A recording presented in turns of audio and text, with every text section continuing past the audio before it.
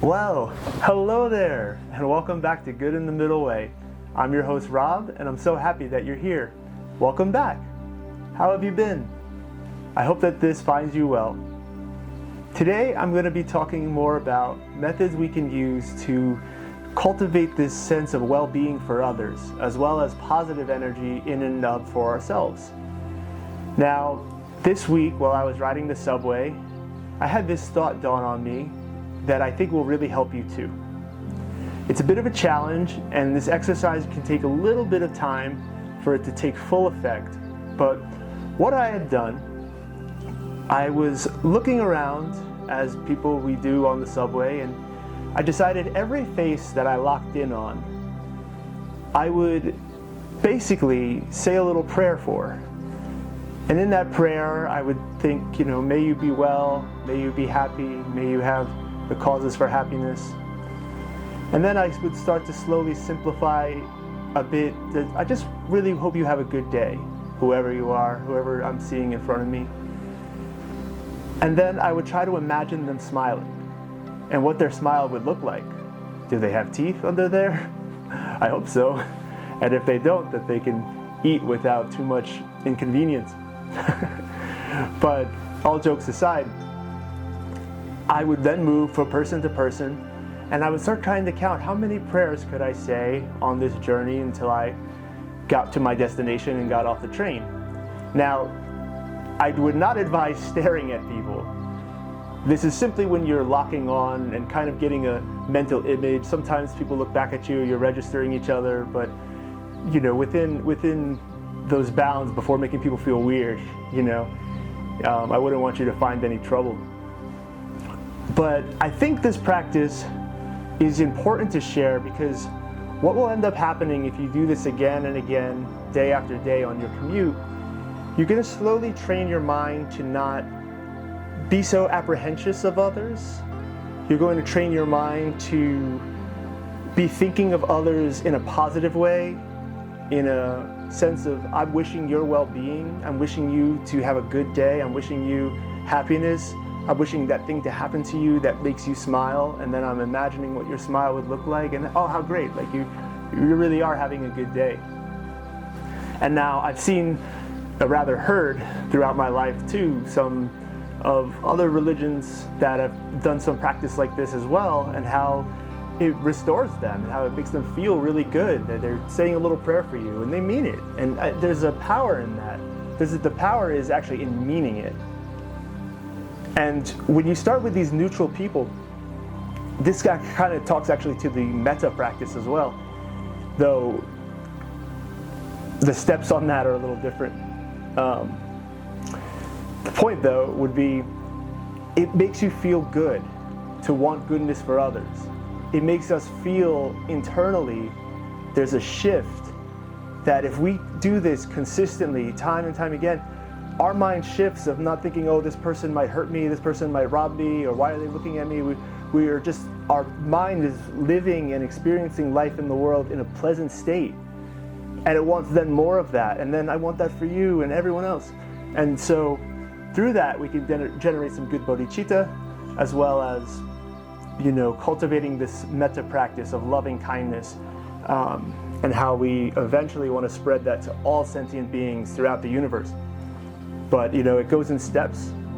I have not talked yet about Metta in detail here, though my nickname is Metta Rav. It's probably my favorite practice.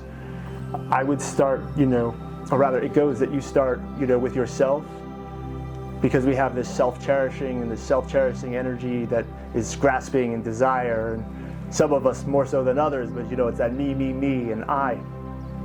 And it's natural to want these things for oneself, whether it's peace, love, happiness, on the conventional scale, could be greed, you're very connected to that sense of self, as we've discussed before. So you could start there and generating this feeling of taking good care of yourself. Then you could think of your loved ones and extending that good care and energy and well wishes to people you love. Then the third step, you would go neutrally, how I've described earlier today, to these whoever is in your life. I used to say a lot like your barista, right? You probably want your barista to have a good day, good life. May they be happy. The next step though is to focus on people who kind of rub you the wrong way, and you could, go in the gradients of that all the way to eventually people who, really upset us or really have harmed us and hurt us, and to extend this loving kindness energy that they are free of their suffering, that they no longer act out of ignorance and cause more damage, that they become well and become happy and free of that suffering. And then you could start extending it all the way out to the animals, to the microbes, and all these things that are within life, these sentient beings. They say sentient beings are as vast as these galaxies. They're almost limitless, it seems. And so there's a lot of work to do and a lot of help needed. But I wanted to share this practice because I think that it's very relatable.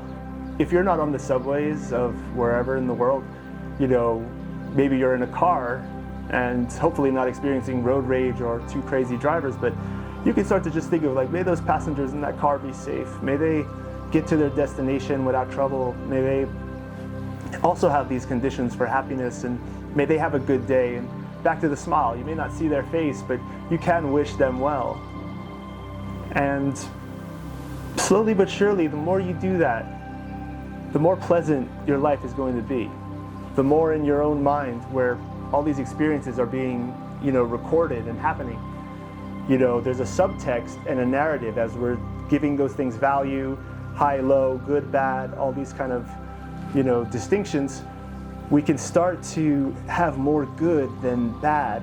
We can add more good value than negative value. Because even those neutral interactions and things, right, if we're saying and thinking of them as neutral, we can make those neutrals a positive and then tip the scale. And I mean, this takes work, and you're going to have bad days, you're going to have days you don't have energy for it, and that's fine. Because also in most days, no one's lashing out, that is of ourselves. We're not lashing out at people, we're not screaming and yelling, and, we've at least gotten this far to have some containment of that sort of behavior and energy. So I really hope that this can bring about a more pleasant day for you and then a more pleasant week. And I think it's a fun challenge. Again, don't stare at anyone too long that, you don't want any problems. You don't want people to assume the worst, because they're not doing this practice. But, it's happening naturally anyway. You've locked in on a detail of their clothes or their face or something, so you can just take what you're already doing, essentially, and put some well-being and well wishes on it, And yeah, I think it could really help. And so, thank you again for joining us this week. I'm really happy to have you here and along for this journey. If you like this content, you can subscribe, leave a comment, or also leave comments with questions as well for what you might want to see in the next episode. This is far from mandatory. It's really just if you like, and it helps other people to see the content and move along with us during the journey. But really, it's no pressure. I'm just happy you're here with me now. So with that, we'll close with our favorite breath. Peace in, peace out. And today let's do another one. May all sentient beings be free of suffering. May they experience peace.